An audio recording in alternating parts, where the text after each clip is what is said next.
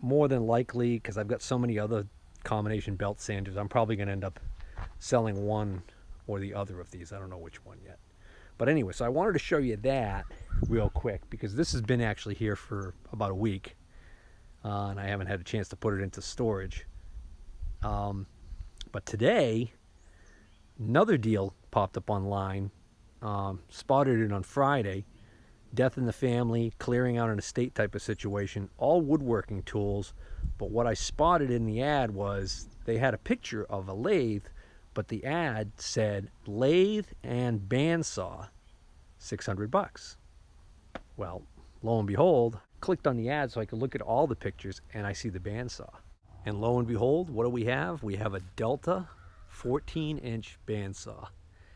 And initially, going back and forth with the seller, I tried to get this bandsaw ridiculously cheap. I tried to get it for $150, which wasn't going to happen.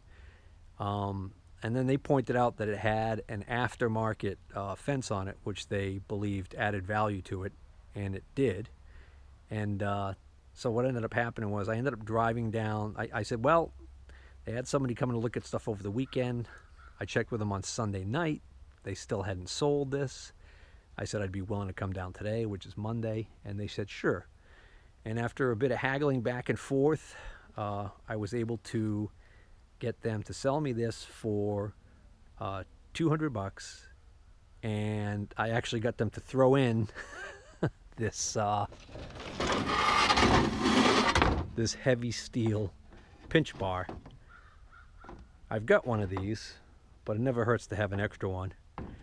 Good for digging out rocks in the yard and that kind of thing, or edging really heavy equipment around. Oddly enough, he didn't have a Delta table saw there, but this is a Craftsman miter gauge, but this is the miter gauge that they had on the table when I got there, so it's the one they included with the saw. And this little auxiliary tray was on here. And this bag includes some inserts. Okay, so these are the inserts for going in the hole on the saw right there. Those type of inserts. Kind of sacrificial by the looks of it. Okay, and then normally, like on my other Delta, which is almost identical to this, other than the color, normally you have a rail here that the back end of the fence would clamp to, and then you have a rail on the other side that has a gear tooth thing, so you can actually move the fence back and forth. This one had this piece of wood on the back, and it had this other fence. So I took the other fence off because I didn't want it to get damaged when we were loading it. But this is the rail. It's aluminum. It's solid. It's really heavy. It's thick aluminum. And this fence is a Craig, which I recognize that name as a good name in woodworking tools. So this is a Craig ripping fence, and they had found paperwork indicating that. Oh, I got this blade, which is a wide one, used. I got this blade. Okay, I got some new blades. I got the Delta parts list, and then they had this here. So for some reason they didn't have, the former owner who passed away didn't write down what he had paid for this saw apparently, but he did write down that he had paid apparently $120 for this Craig aftermarket fence off of Amazon. So I think I got a really good deal here with this saw and this fence on it for $2. Plus, if I value the pinch bar at $10, which I do, I really paid $190 for this. And the only other item I ended up buying there was this old Craftsman industrial rated 3rd horsepower grinder, bench grinder, with this old lamp on it. And believe it or not, this thing works perfect. And I got this for $15. So I don't need another bench grinder, but I couldn't pass this up for $15. There was a larger bench grinder there that had diamond wheels on it, and it was bolted down to a board like this, and then also bolted onto the board were a couple of auxiliary almost like rests, and one of them extended way out, and it was specifically for sharpening. It was for sharpening gouges and carding tools for a wood lathe, and I tried like heck to get that, but he wouldn't budge less than $100 for that. The grinder itself was a no-name grinder. It actually was interesting. Couldn't find found the model number on it, but couldn't find a maker's name anywhere on it. And if I had Googled the model number, I could probably figure out who made it. And we ran it, and it sounded really good. The money was actually in the diamond wheels. The diamond wheels, I don't know how much they go for. I think that was an 8-inch grinder, but it's funny that they're diamond, but they look like discs of aluminum. But anyways, so I may have missed a really good deal there on that. I don't really know, and I just, I've got so many grinders now. I just kind of passed on that. Mainly what I was going after was the saw. So to make my life considerably easier getting this down the basement, what I'm going to do is I'm going to take the saw, which is cast iron and very heavy, off of the base, which is very light and portable. So I'm going to take the motor off, take this cover off, the motor off, disconnect it from that stand, and we'll be good to go. It's my son Aiden. Say hi, Aiden. Hi. Aiden's going to take this apart for me. Figured, what's the sense in having kids if you can't put them to work? Besides, he likes doing this kind of stuff, right? Oh, yeah. Right, yeah. There you go, lefty loosey. Ta-da! All right, so to get this separated, you can see that there's no slot here, so we're gonna have to take the belt off, take this pulley off the motor, then we can unbolt the motor and get the motor out of the way. Well, for starters, here, loosen the bolts on the bottom here, the nuts on the bottom here for the motor, so we can move the motor over and loosen the belt enough to pop the belt off. All right, Aiden, so now that should be loose enough. You see how this has, look, you see how this has slotted? Yeah, see? Yeah. I'll take the belt off.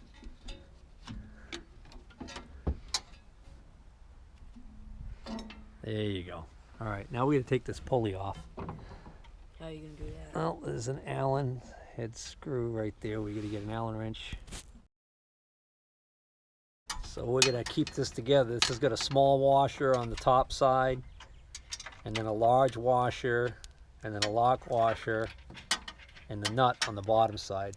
And we'll just keep these screwed together so we don't lose them. All right, we're gonna take that motor off. That's quite a few pounds right there. That's about 35 pounds we can take off of this part right here, the base, and it'll make life a lot easier.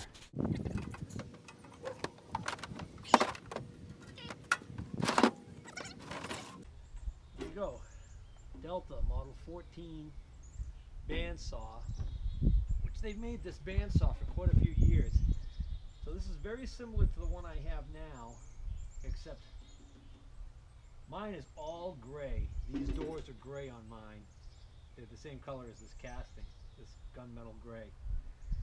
And then I don't think this blade guide right here, I don't think it's plastic on mine. I think on mine it's metal. So this might be actually a newer saw than mine. On the back side here, it's virtually identical to mine. It's got this is your tensioning adjustment here. This little fiber washer in here, you line up with the lines over here. So that's 1/2 inch. So if you get a 1/2 inch wide blade, that's the ideal setting right there. This thumb screw right here is to control the tilt of the upper wheel, and then you lock it down with the swing nut. That's all identical. Down here, we've got the catalog number, which I wonder if that's the same as mine. This is a 28-243. You can't quite see what the serial number is, but that would probably tell us what the year is. I'll probably research it online just out of curiosity to see which of my saws is the newer of the two. I think that's going to be a wrap for this this episode. Probably won't see this saw again until I get to the point where I'm actually putting a metal cutting blade on it.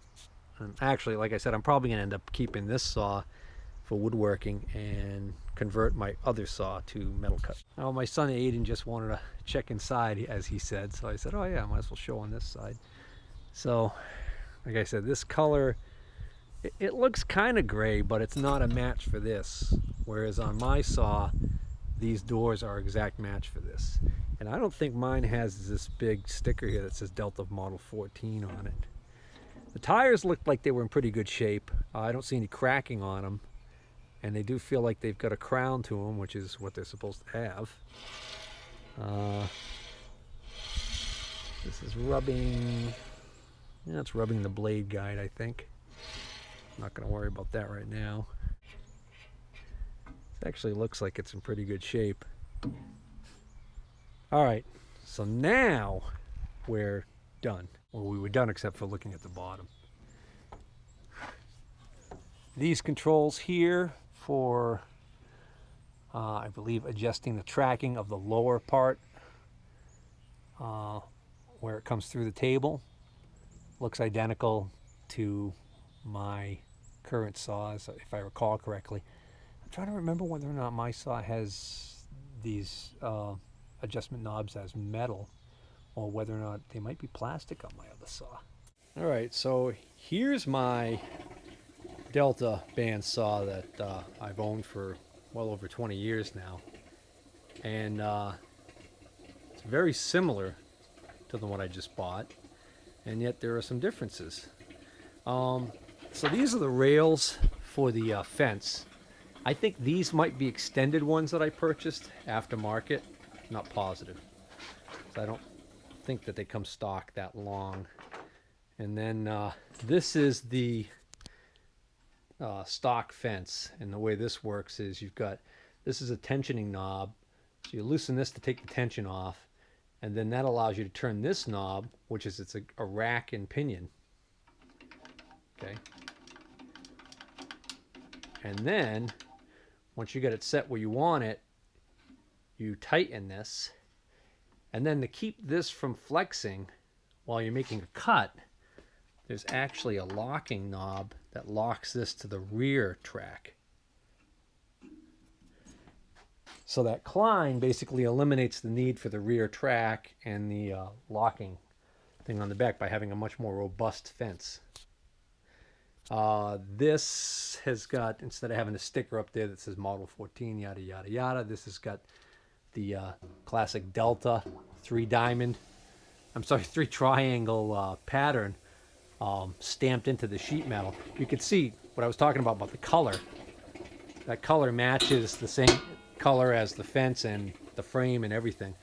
And it turns out this is plastic. This guide is plastic on mine, but because it's black in color, I remembered it as being, or I thought it was metal. And I'm sure on the earlier ones it probably was metal.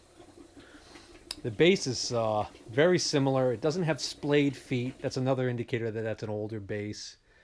The motor's got the reset button on the back. And I think that motor's got the reset button on the front. Probably a completely different manufacturer of motors.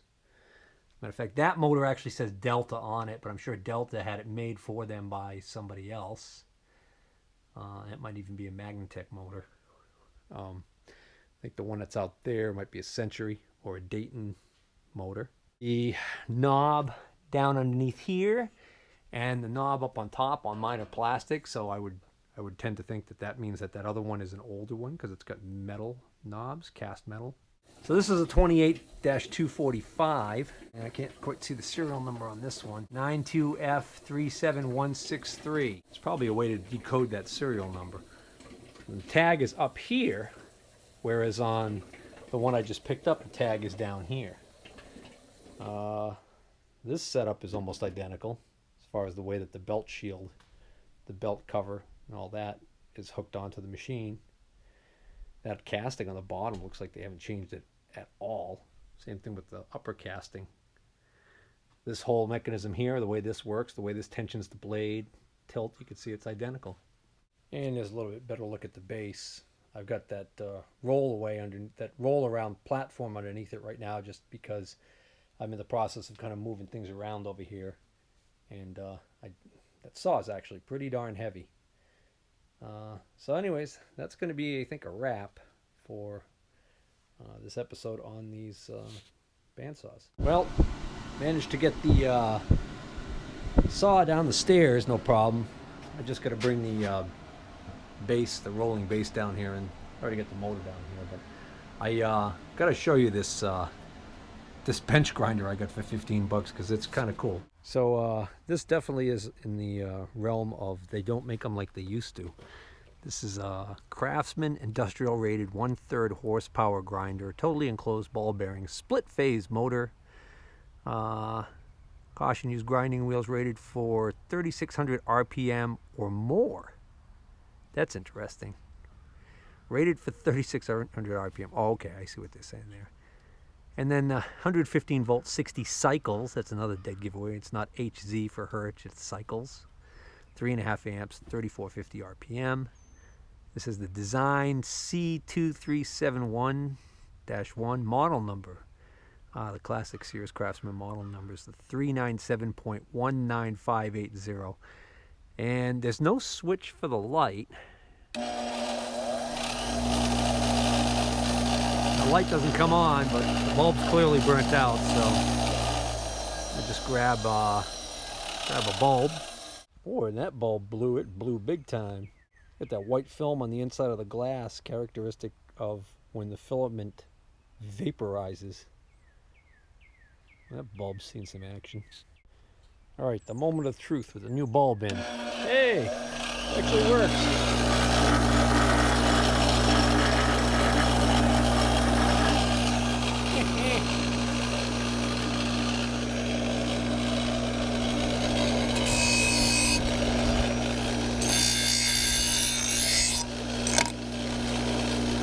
Good way to slice my hand.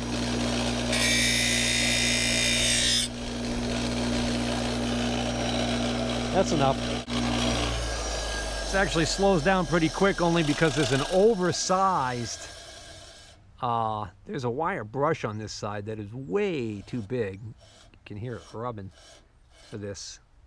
So I'll probably change that out. I've got a narrow one that'll fit in there better. But I like it. Nice little old vintage grinder for 15 bucks.